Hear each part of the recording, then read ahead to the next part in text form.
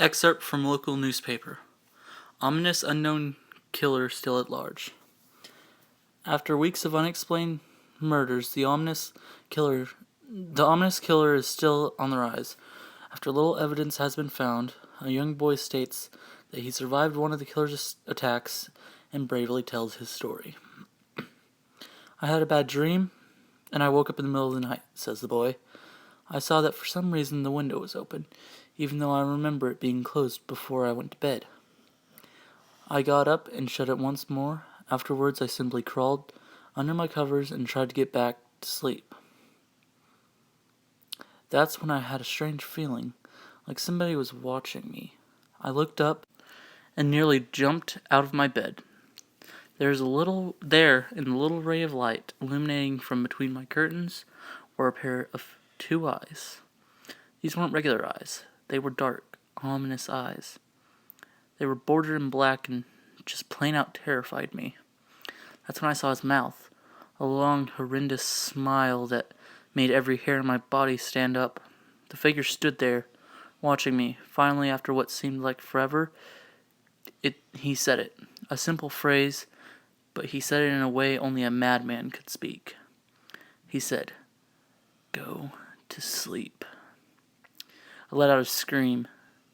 That's what sent him at me. He pulled up a knife,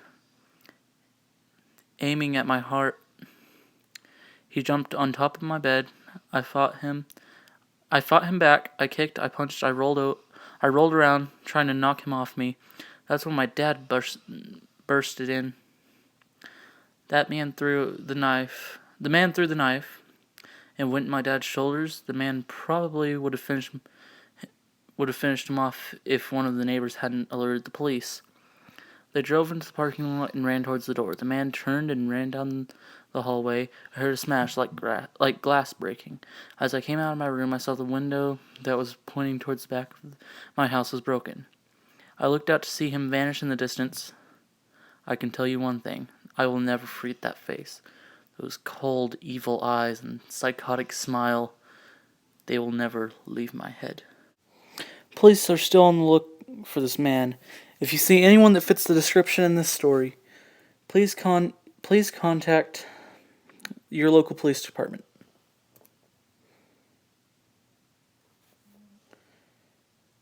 Jeff and his family had just moved into a new neighborhood. His dad had gotten a promotion at work, and they thought it would be best to live in one of those fancy neighborhoods. Jeff and his brother Lou couldn't complain though. A new, better house. What was not to love?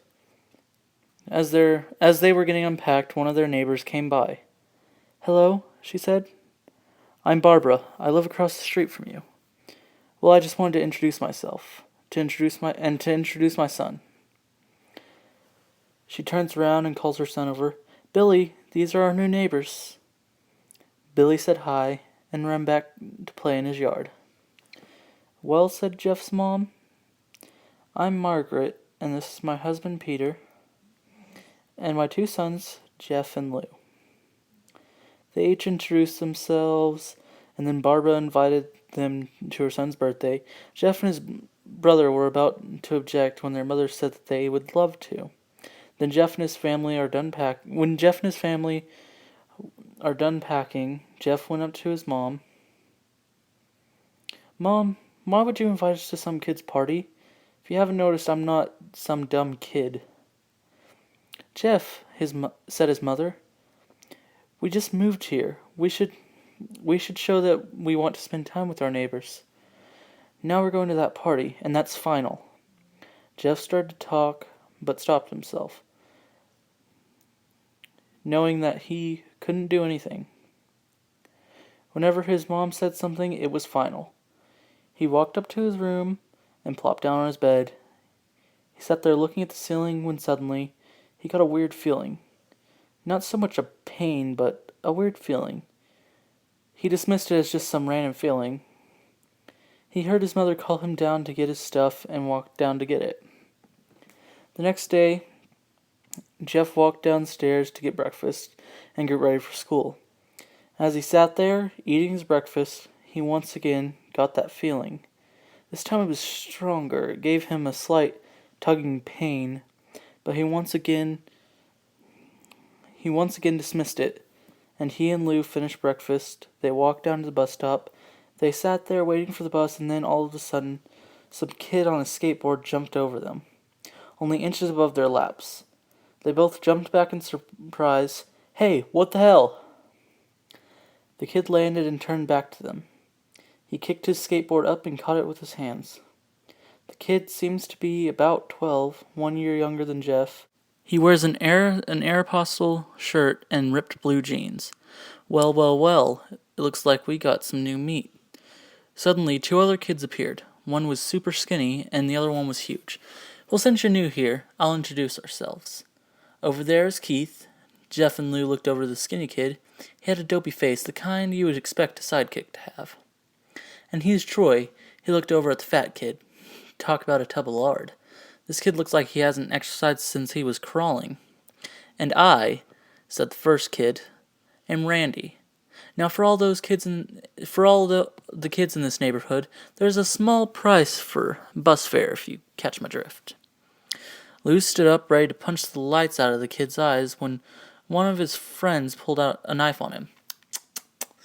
"I had hoped you would be more cooperative, but it seems we must do this the hard way." The kid walked up to Lou and took his wallet out of his pocket. Jeff got that feeling again. Now it was truly strong. A burning sensation. He stood up, but Lou gestured him to sit down. Jeff ignored him and walked up to the kid. "Listen here, you little punk. Give back my brother's wallet or else." Randy put the wallet in his pocket and pulled out his own knife. "Oh, and what'll you do?" Just as he finished his sentence, Jeff popped the kid in the nose. As Randy reached for his face, Jeff grabbed the kid's wrist and broke it. Randy screamed and Jeff grabbed the knife from his hand. Troy and Keith rushed off, but Jeff was too quick. He threw Randy on the ground. Keith lashed out at him, but Jeff ducked and stabbed him in the arm. Keith dropped his knife and fell to the ground screaming. Troy rushed him too, but Jeff didn't even need the knife. He just punched Troy straight in the stomach, and Troy went down. As he fell, he puked all over. Lou could do nothing but look in amazement at Jeff. "Jeff, how'd you—" That was all he said. They saw the bus coming and they knew they'd be blamed for the whole thing, so they started running as fast as they could. As they ran, they looked back and saw the bus driver rushing over to Randy and the others. As Jeff and Lou made it to school, they didn't dare tell what happened. All they did was sit and listen. Lou had just thought of that as his brother beating up a few kids, but Jeff knew it was more. It was something scary. As he got that feeling, he felt how powerful it was, the urge to just hurt someone. He didn't like how it sounded, but he couldn't help feeling happy. He felt that strange feeling going away, and stay away for the entire day of school. Even as he walked home due to the whole thing near the bus stop, and how he probably wouldn't be taking the bus anymore, he felt happy.